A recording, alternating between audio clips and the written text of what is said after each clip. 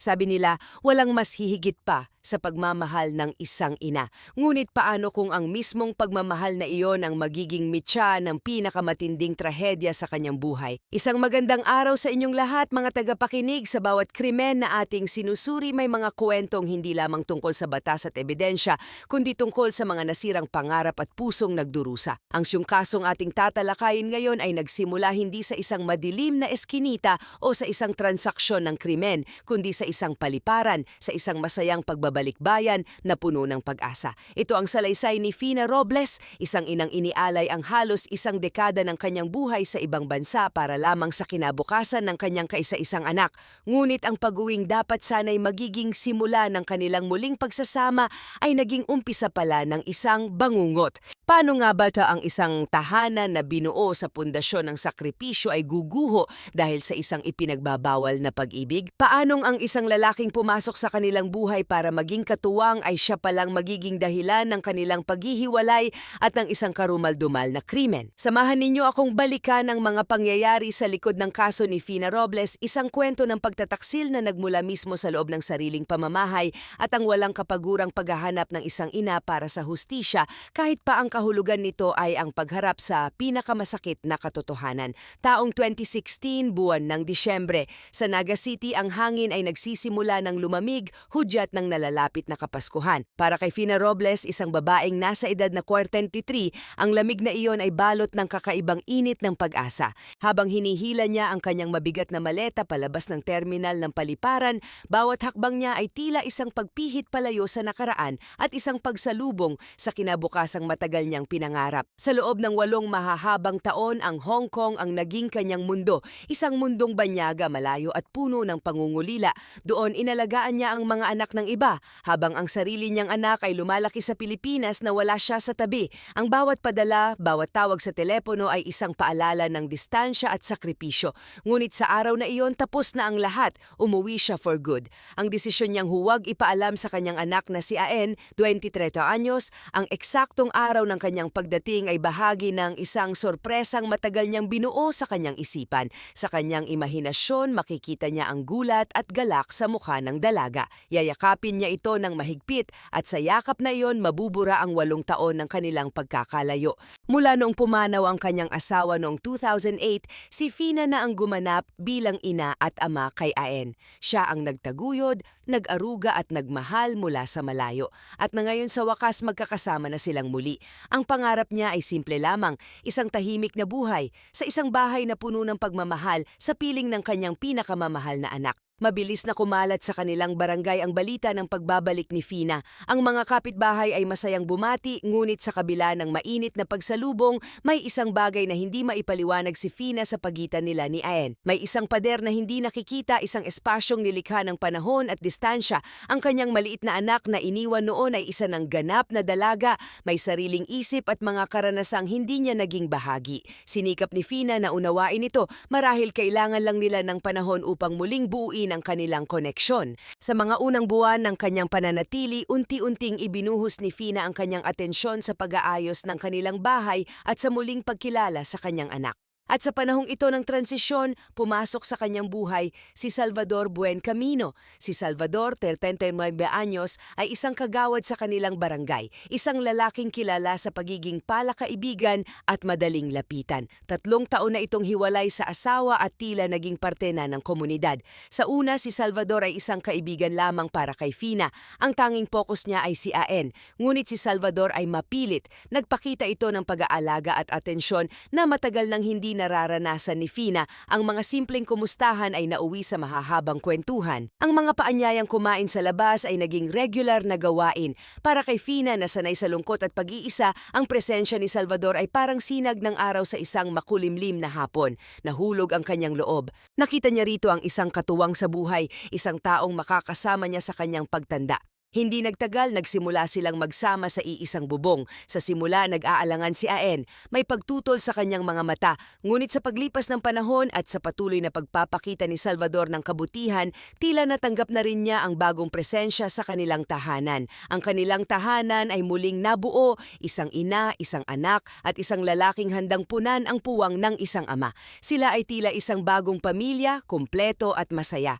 Ngunit sa ilalim ng payapang bubong na iyon, may mga lihim na nagsisimula ng umusbong, mga lihim na unti-unting sisira sa lahat ng kanilang binuo. Ang mga unang buwan ng kanilang pagsasama bilang isang pamilya ay puno ng katahimikan at kaayusan. Si Fina sa kanyang bagong papel bilang may bahay ay abala sa pag-aasikaso ng kanilang mga pangangailangan. Si Aen ay nakatuon sa kanyang trabaho at si Salvador ay ang haligi ng tahanan na kanilang inaasahan. Ang hapagkainan ay laging puno ng tawanan.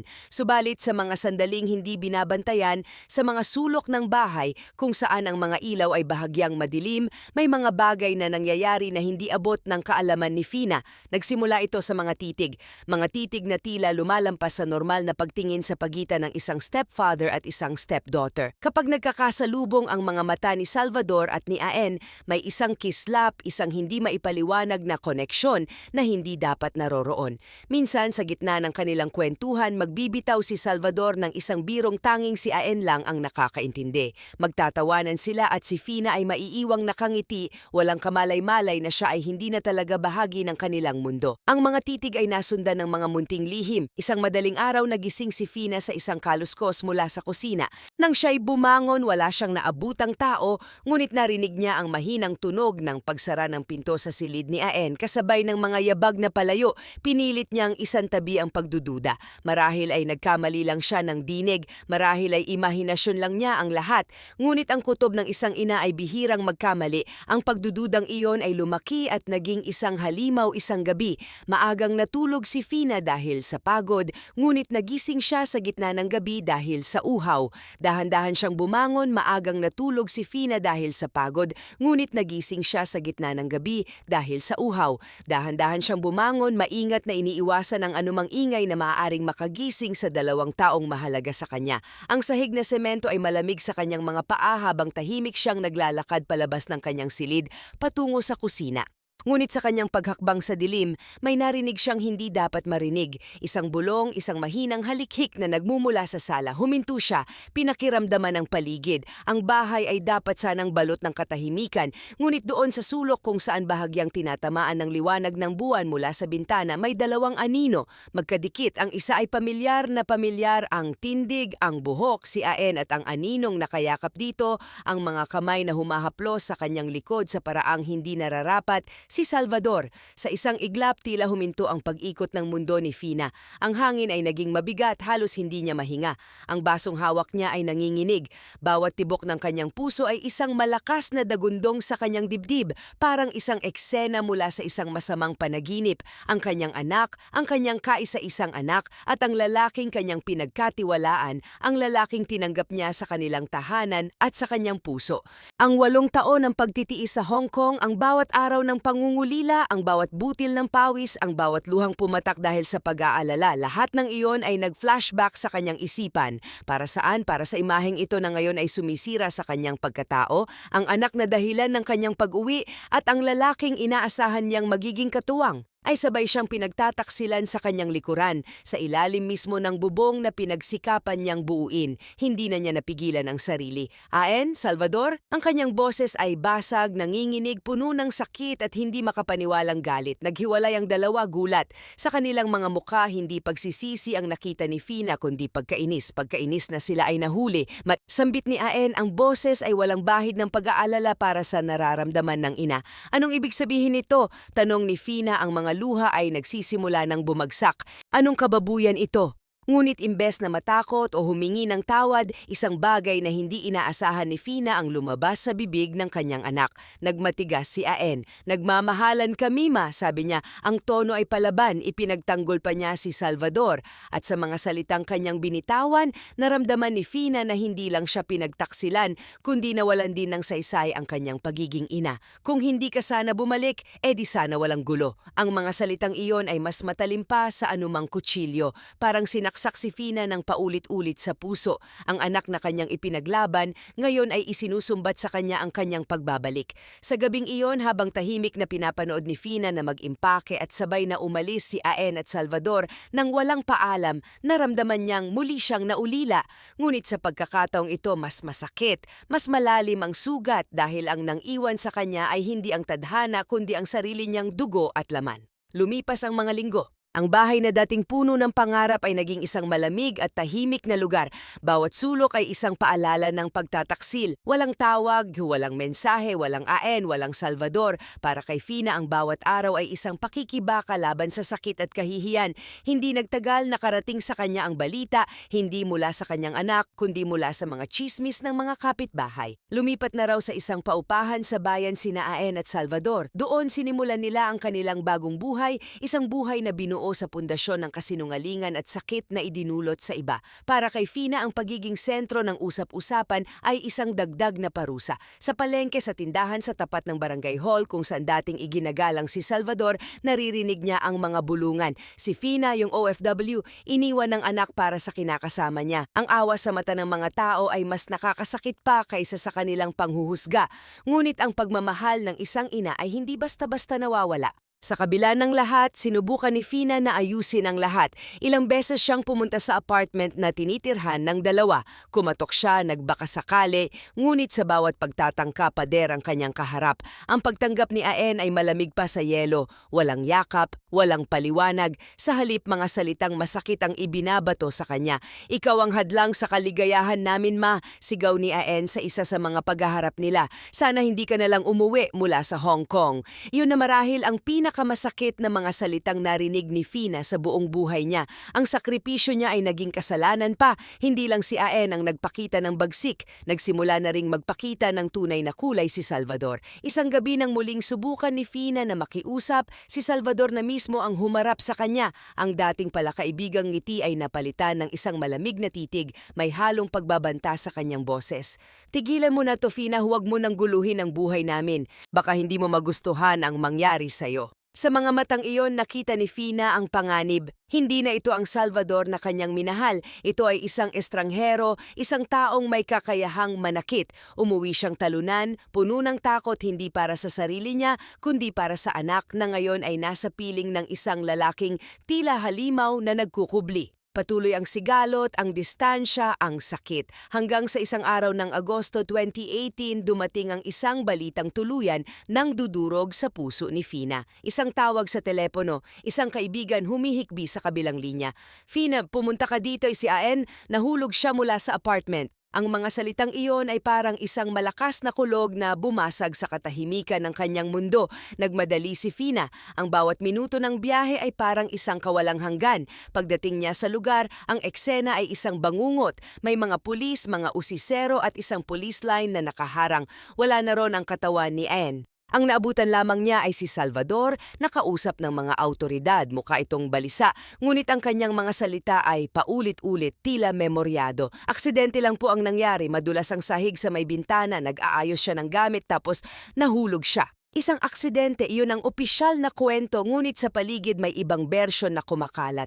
Mga bulungan mula sa mga kapitbahay na mas malakas pa sa sirena ng pulis. Bago siya bumagsak, may narinig kaming malakas na sigawan. May nagtatalo sa loob. Boses ng babae, malinaw na malinaw. Galit na galit. Halos hindi makahinga si Fina, ang isip niya ay blanko. Ang tanging gusto niya ay makita ang kanyang anak. Ngunit habang inaasikaso niya ang mga papeles para sa labi ni Aen, ang investigasyon ay nagsimula ng gumulong. At sa paggulong nito, unti-unting lumitaw ang mga bitak sa kwento ni Salvador. Ang unang yugto ng katotohanan ay lumabas mula sa resulta ng autopsy. May mga pasa at sugat sa katawan ni Aen na hindi tugma sa pinsalang dulot ng isang simpleng pagkakahulog. Ayon sa medico legal, may mga palatandaan na siya ay sinaktan bago pa man siya bumagsak mula sa ikatlong palapag. Ang aksidente ay biglang nagkaroon ng anino ng duda. Ang aninong iyon ay lalong lumaki nang may mga kapitbahay na naglakas loob na lumapit Malapit kay Fina, isang ginang na nakatira sa katapat na unit ang nagbahagi ng kanyang nasaksihan. Sa gabi ng insidente, malinaw daw niyang narinig ang sigaw ni Aen. Hindi lang basta sigaw ng pagtatalo, kundi sigaw ng isang taong nakatuklas ng isang kasinungalingan. "Niloloko mo ako." Iyon daw ang eksaktong mga salitang paulit-ulit na isinisigaw ni Aen. Kasunod noon ay ang malakas na tunog ng isang bagay na bumagsak at pagkatapos, katahimikan. Ang pinakamatibay na ebidensya ay natagpuan sa isang bagay na laging dala ni Aen, ang kanyang cellphone. Nang ma-recover ito ng mga pulis, nabuksan nila ang isang digital na talaarawan ng mga huling araw ng kanyang buhay. Nakita ron ang kanilang mga palitan ng mensahe ni Salvador. Ang mga text ay puno ng selos, galit at panunumbat. Doon natuklasan ang lahat. Nahuli pala ni Aen na si Salvador ay mayroon na namang ibang babae. Ang pagtataksil na ginawa nila kay Fina ay siya na mismo ang nakaranas. Habang binabasa ni Fina ang kopya ng mga mensahe, ang bawat salita ay parang apoy na nagsusunog sa kanyang dalamhati at pumalit dito ay isang nagbabagang determinasyon. Ang kanyang anak ay hindi nahulog. Ang kanyang anak ay hindi nagpakamatay. Ang kanyang anak ay biktima. At ang lalaking responsable ay ang mismong taong ipinagpalit nito sa kanya. Sa mga lumutang na ebidensya, ang autopsy report, ang testimonya ng mga kapitbahay at ang mga mensahe sa cellphone, tuluyang naaresto si Salvador Buencamino. Ang dating kagalang-galang na kagawad ay kinasuhan ng homicide. Ang kanyang maskara ay tuluyan ng nalaglag. Para kay Fina, ang laban ay nagsisimula pa lamang. Ipinangako niya sa puntod ng kanyang anak hindi siya titigil hanggat hindi nakakamit ang hustisya. Enero 2019, nagsimula ang paglilitis. Sa loob ng korte, muling nagkaharap si Fina at si Salvador. Ngunit ngayon hindi na bilang mga dating magkasintahan, kundi bilang ina ng biktima at ang akusado. Maring itinanggi ni Salvador ang paratang. Nanindigan siya sa kanyang kwento, isang trahedya, isang aksidente. Ngunit habang lumalalim ang mga pagdinig, ang kanyang mga kasinungalingan ay isa-isang nabakbak. Ang prosekusyon ay nagpresenta ng isang solidong kaso. Unang isinalang ang medical legal officer na nagpatunay na ang mga pinsala ni Aen ay indikasyon ng isang away bago ang pagkakahulog. Sumunod ang mga kapitbahay na buong tapang na inilahad ang mga sigawang kanilang narinig. Ang kanilang mga testimonya ay nagpinta ng isang larawan ng isang relasyong puno ng gulo, selos at galit, malayo sa perpektong pagsasamang ipinapakita ng dalawa sa labas. Ang depensa ni Salvador ay sinubukang siraan ang pagkatao ni Aen. Ipininta nila ito bilang isang babaeng unstable at may depresyon at nagsuhestyon na posibleng siya mismo ang tumalon mula sa gusali. Ngunit mabilis itong napabulaanan. Lumantad ang mga kaibigan ni Aen. Ayon sa kanila, bagamat nasasaktan ito sa kanilang sitwasyon, si Aen ay puno ng pangarap at walang anumang balak na kitilin ang sariling buhay. Ang mga huling usapan nila sa chat ay nagsilbing karagdagang ebidensya na nagtali kay Salvador sa motibo at sa krimen. Para kay Fina, ang bawat araw ng paglilitis ay isang pahirap. Paulit-ulit niyang naririnig ang mga detalye ng huling sandali ng kanyang anak. Paulit-ulit niyang tinitingnan ang mukha ng lalaking nanloko sa kanila. Ngayon ay nagkukunwaring inosente, ngunit hindi siya sumuko. Araw-araw nandoon siya sa korte, tahimik na nakaupo, isang buhay na simbolo ng paghahanap ng katarungan. Ang kanyang presensya ay isang paalala sa lahat na sa likod ng legal na labanang ito, may isang pusong wasak na humihingi ng hustisya. Nobyembre 2019, pagkatapos ng halos isang taon ng mga pagdinig, dumating ang araw ng paghatol. Ang korte ay puno, ang hangin ay mabigat sa tensyon. Tahimik ang lahat habang binabasa ng huwes ang desisyon. Bawat salita ay tila isang martilyo na pumupukpok sa katahimikan. The court finds the accused, Salvador Buencamino, guilty beyond reasonable doubt of the crime of homicide. Isang kolektibong buntong hininga ang narinig sa buong silid. Si Salvador ay hinatulan ng hanggang 25 taong pagkakakulong nang walang pagkakataong magpiyansa o magkaroon ng parol. Ang pamilya ni Salvador ay humagulgol. Si Salvador mismo ay napayuko, talunan, habang si Fina nakaupo lamang doon, mahigpit na hawak ang isang panyo. Hindi siya sumigaw, hindi siya umiyak ng malakas. Sa halip, isang tahimik na agos ng luha ang dumaloy sa kanyang mga pisngi. Ang bigat na matagal na niyang pinapasan ay tila bahagyang gumaan. Ito na iyon ang hustisyang matagal niyang ipinagdasal. Hindi para sa kanyang sarili, kundi para sa kanyang anak na hindi na kailanman magbabalik. Ang pagkamit ng hustisya ay hindi nagbalik sa buhay ni Aen, ngunit nagbigay ito ng isang uri ng kapayapaan kay Fina sa kanilang komunidad. Ang kwento niya ay naging isang alamat ng katatagan. Marami ang humanga sa kanyang lakas ng loob dahil kahit siya ay iniwan, itinakwil at sinaktan ng sariling anak, sa huli, ang pagmamahal niya bilang ina pa rin ang nanaig. Ipinaglaban niya ang karapatan ni Aen hanggang sa dulo. Ngunit sa mga gabing tahimik, kapag siya nalang mag-isa sa bahay na dati nilang pinagsamahan, hindi pa rin maiwasan ni Fina na titigan ang larawan ng kanyang nakangiting anak. Tinatanong ang sarili, saan ba ako nagkulang? May nagawa ba sana akong iba? Ang mga tanong na ito ay marahil habang buhay na niyang dadalhin. Ngunit sa paglipas ng panahon, natutunan niyang yakapin ang isang mas malalim na katotohanan. Ang kanyang anak ay naging biktima ng maling pag-ibig, ng maling pagtitiwala, at ng isang mapanlinlang na tao. At iyon ay hindi kailanman kasalanan ng isang inang walang ibang ginawa, kundi ang magmahal at magsakripisyo. Ilang taon matapos ang paglilitis, natutunan ni Fina na patawarin hindi si Salvador kundi ang sarili niya. Pinatawad niya ang kanyang sarili sa mga araw ng galit, pagsisisi at pagdududa. Sa kanyang muling pagtindig, si Fina Robles ay naging isang simbolo, isang paalala na ang pinakamadilim na pagtataksil ay maaaring magmula sa mga taong pinakamalapit sa atin, ngunit ito rin ay isang testamento sa walang hanggang lakas at tapang ng isang ina na kayang harapin ang lahat para sa anak na kanyang minamahal kahit pa sa kabila ng kamatayan.